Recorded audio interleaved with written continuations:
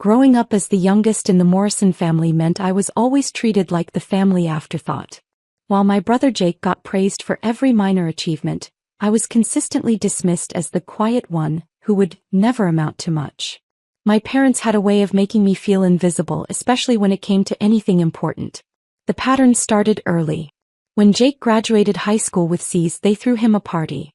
When I graduated valedictorian 3 years later, they said congratulations and moved on to discussing Jake's latest job prospects.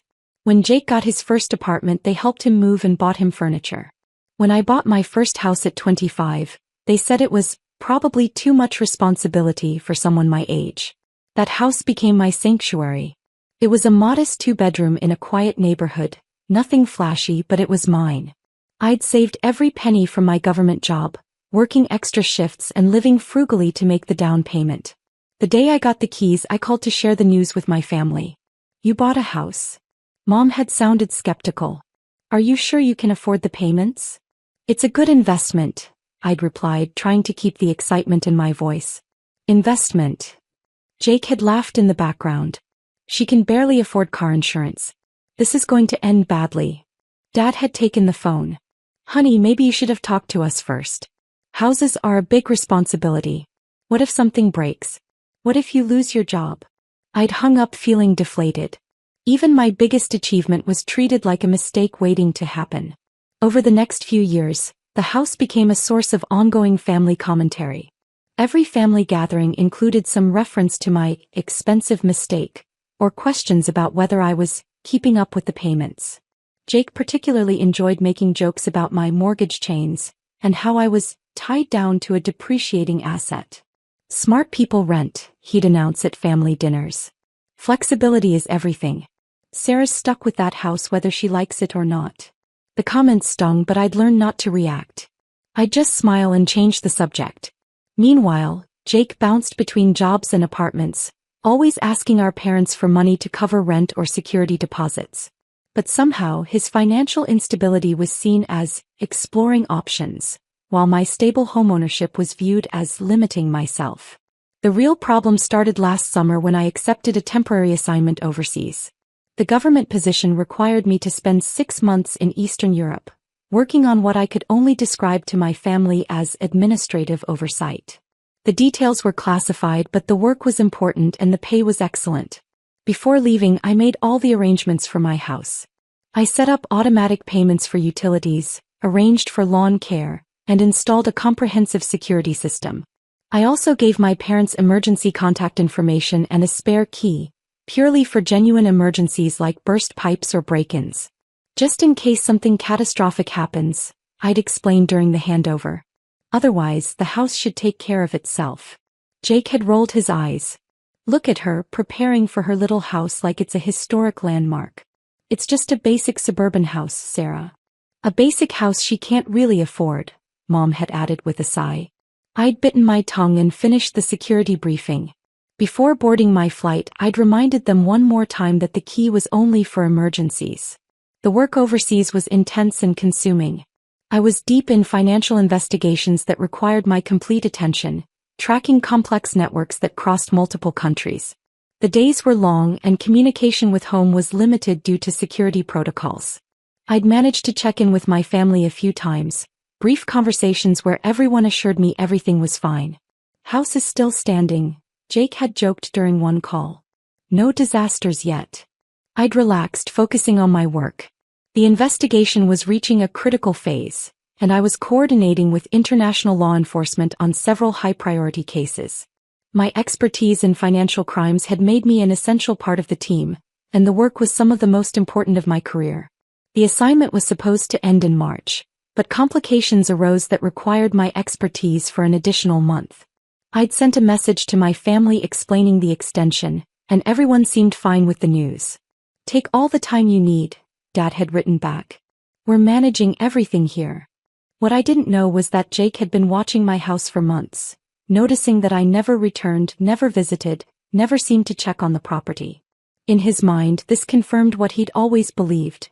I was in over my head, probably struggling financially and too proud to admit I needed help.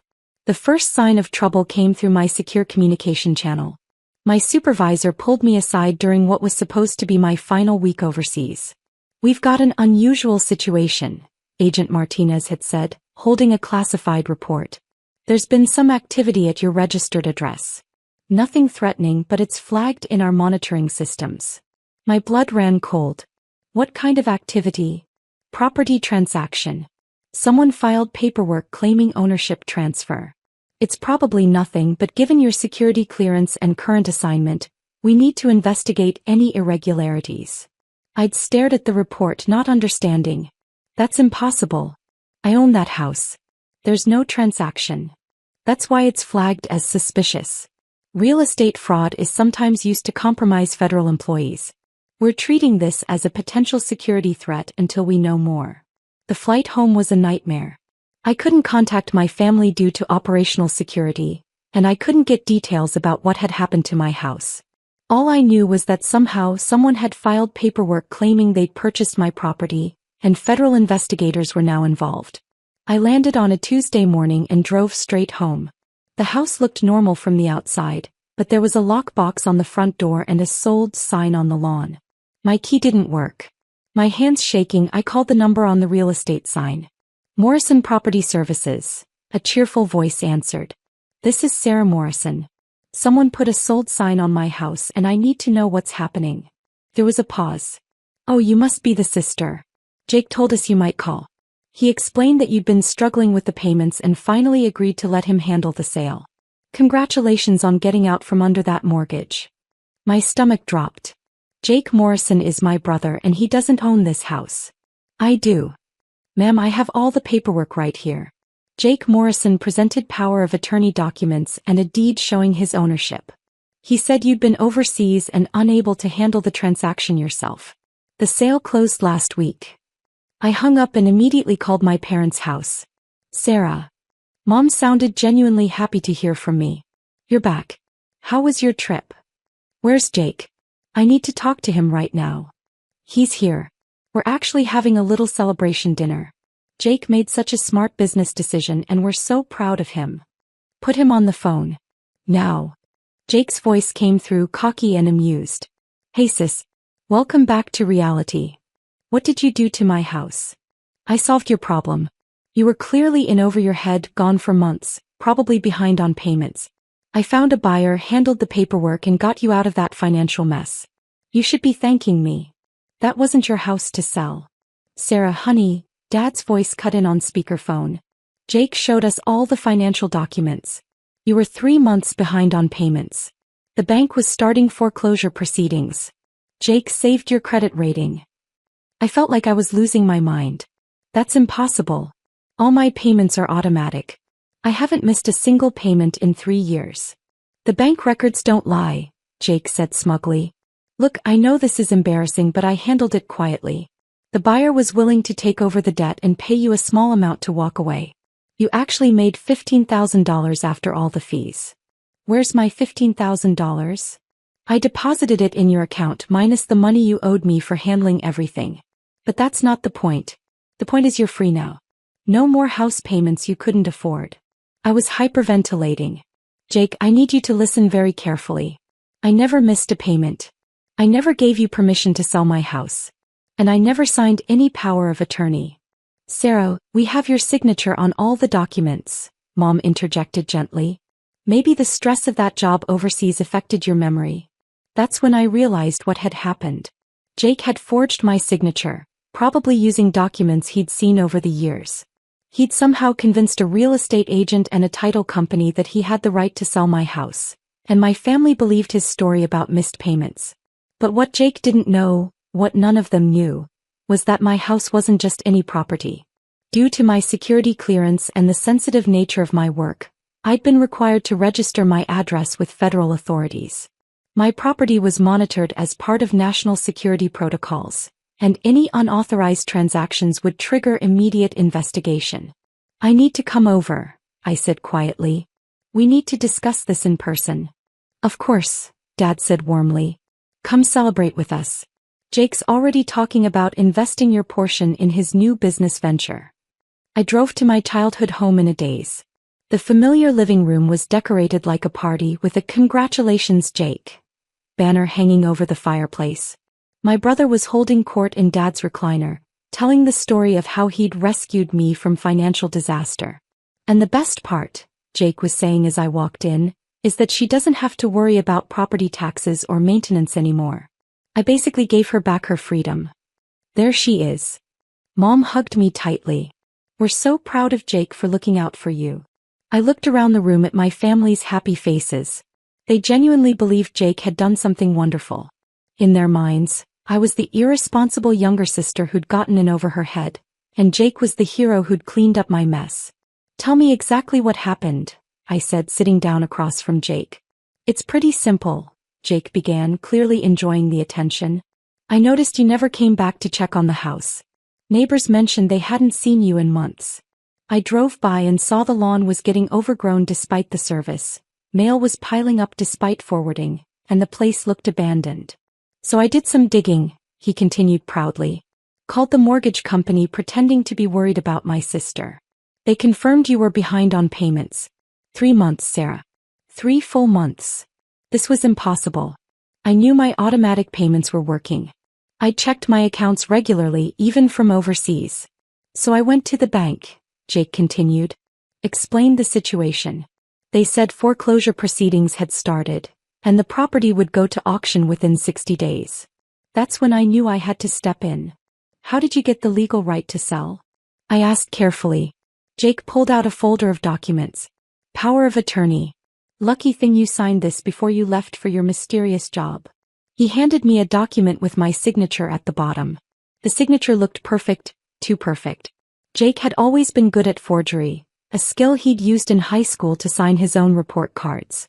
"I don't remember signing this," I said quietly. "You signed it the day before you left," Jake said confidently. "You said it was in case of emergencies. Don't you remember? You were really stressed about leaving the house." The room full of family members nodded sympathetically. In their version of events, I'd been overwhelmed and Jake had stepped up to help. "The buyer was great," Jake continued.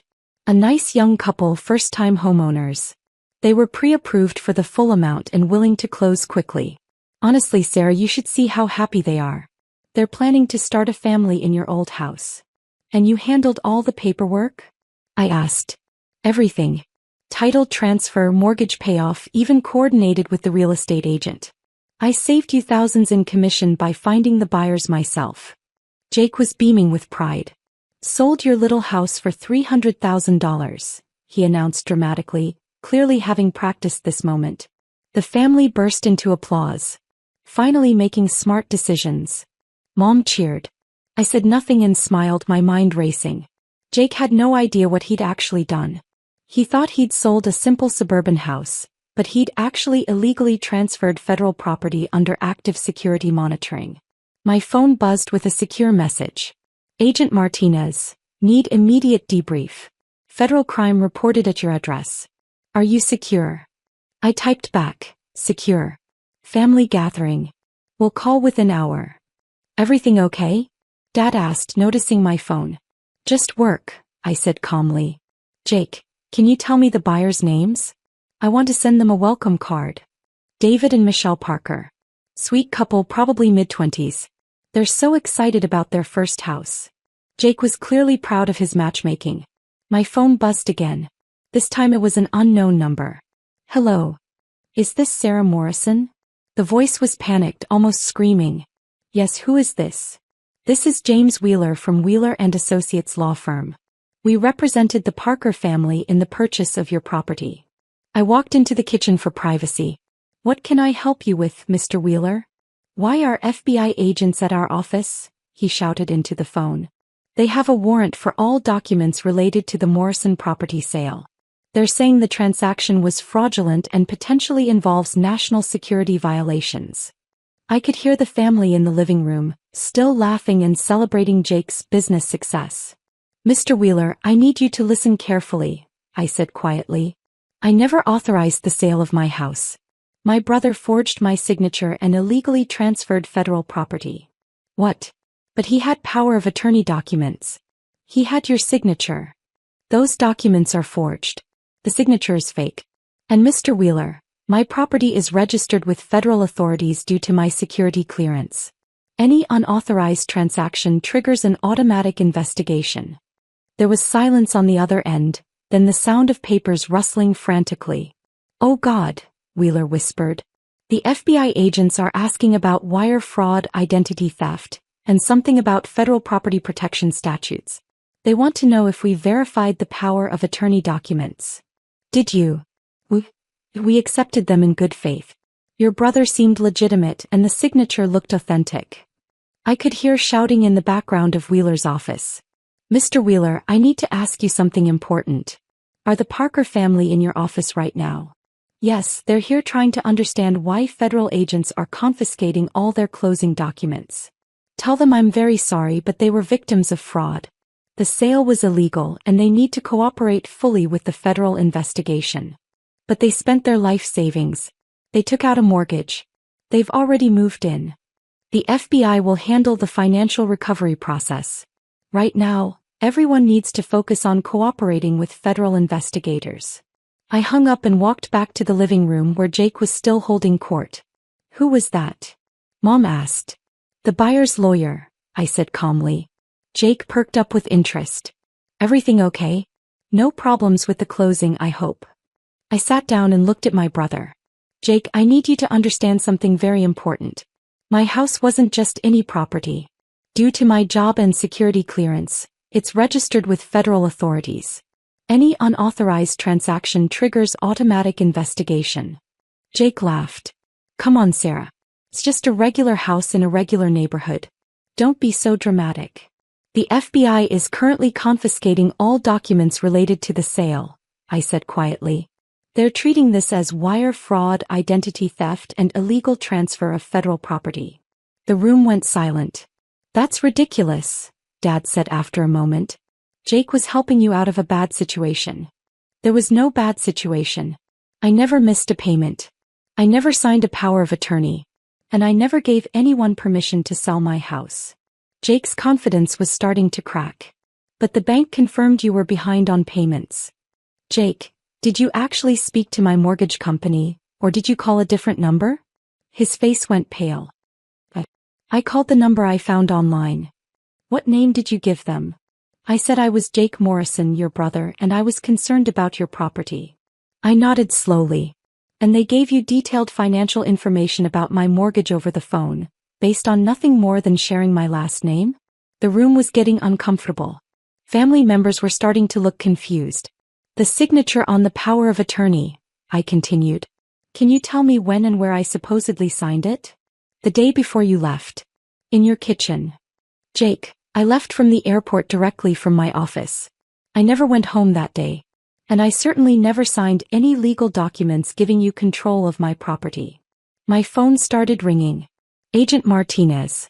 "Excuse me," I said, stepping onto the back porch. "This is Sarah Morrison." "Agent Morrison, we need you to come in immediately.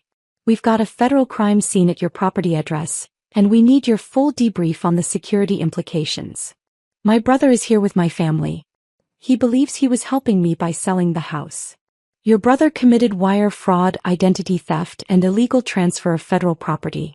The buyers are victims, the real estate professionals are potential accomplices, and your family property is now evidence in a federal investigation. What happens next? We're executing arrest warrants within the hour. Your brother needs to be taken into custody before he has a chance to destroy evidence or flee. Can you keep him at your current location? He doesn't know he's committed a crime.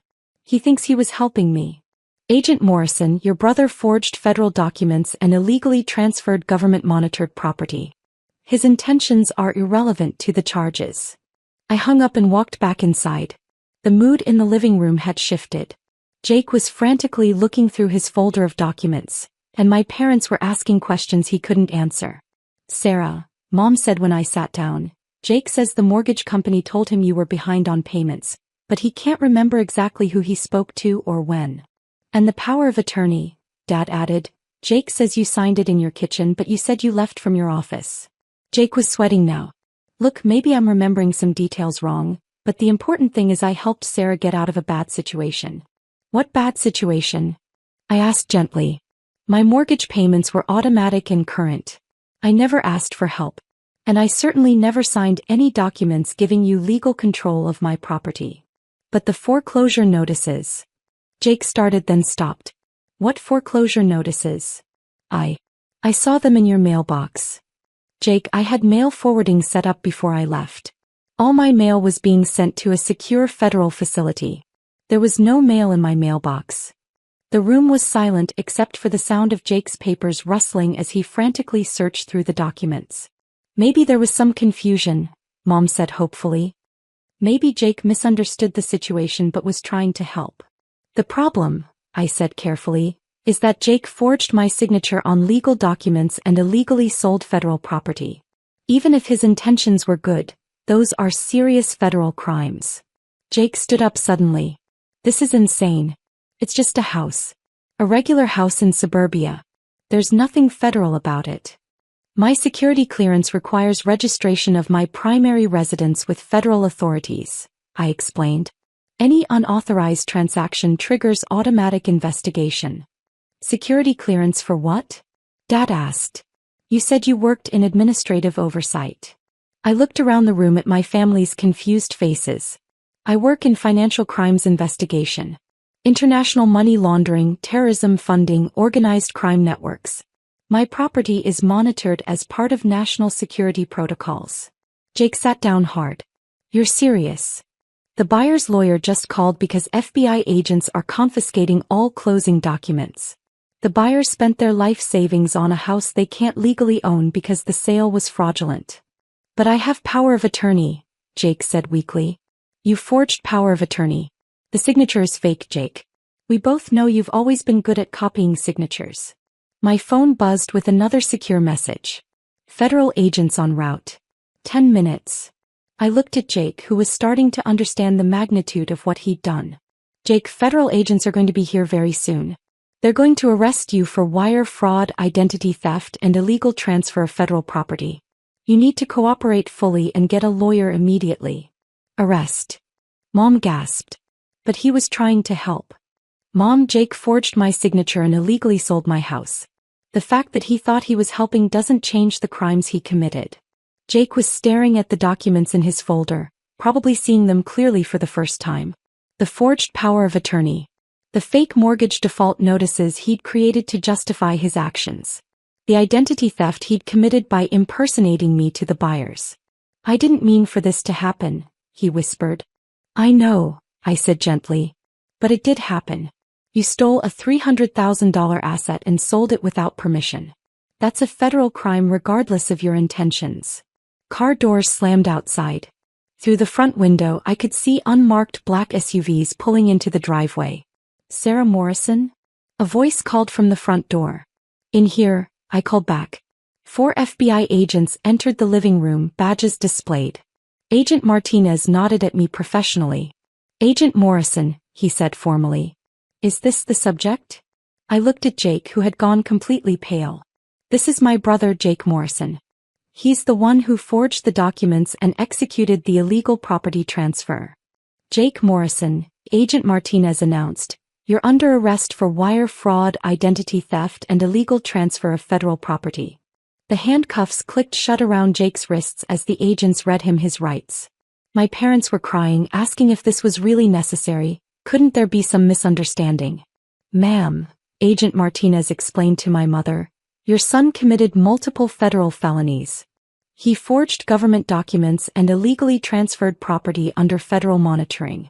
This is a national security issue. As they led Jake to the car, he looked back at me with a mixture of confusion and betrayal. I was trying to help you, he said. I know, I replied. But you committed serious crimes in the process. After the agents left with Jake, I sat with my parents in the suddenly quiet living room. The congratulations, Jake banner looked absurd hanging over the fireplace. What happens now? Dad asked. Jake will be processed and charged. He'll need a good lawyer and will probably face several years in federal prison.